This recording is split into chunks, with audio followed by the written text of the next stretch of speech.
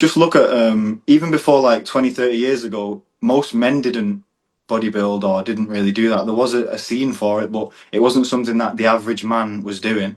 So now we're being told that even women should be bodybuilding, and which is something that they've never done throughout the all of the eras of history. Look at even fine art, Michelangelo, those kind of times.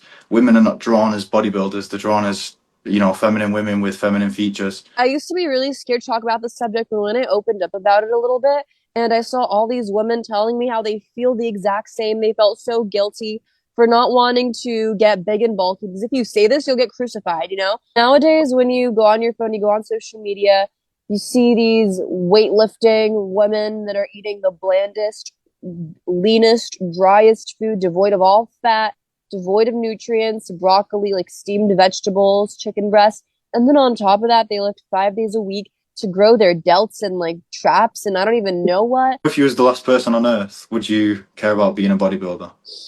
Exactly, No, no. if you're hungry all the time, it'd make you lose your stamina because all your oxygen and all your blood has to go to all these massive muscles or slash tumors almost when they get that big. Nobody would want to, you're not going to survive a long time. And you're only doing it really to impress somebody else and to push the boundaries of what a human is capable of. And all it's really doing is shortening your lifespan in the long run. And you're just destroying your own health to look a certain way, which isn't even natural or normal, really.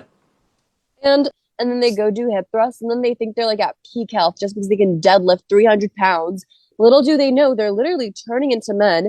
And if you say that as a woman, you don't want to be overly muscular, all of a sudden you're like a woman hater and you're like anti woman. But the reality is, what sounds more easy to maintain? Weightlifting 5 times a week, eating disgusting bland food, stuffing protein down your throat, or just doing a little bit of leg workouts, walking, eating whenever you feel like it and making sure it's nutrient dense and eating lots of fat and looking like a woman? Like, which one sounds more normal to you? And it's crazy because like a few years ago I was kind of falling down that same rabbit hole. I was following all these influencers that were, brainwashing me to be the same way. And the thing is, the reason why women want to have a small waist, the reason why men love a small waist isn't just because they're evil and they want to promote some kind of unhealthy body standard. It's literally because that means you have no fat around your liver. You don't have fatty liver. And fatty liver is one of the biggest signifiers that you have poor health and you're not fertile. And then, wide hips means you store a lot of DHA, which supports a healthy baby. The fat that you store around your hips and around your chest shows that you were fertile, which is why everyone wants to have that hourglass figure. So when you start gaining weight on this diet, you gain it in the right places. You're not gaining shoulder and bicep, you're gaining butt and boob. The harder you work your heart, the shorter your lifespan.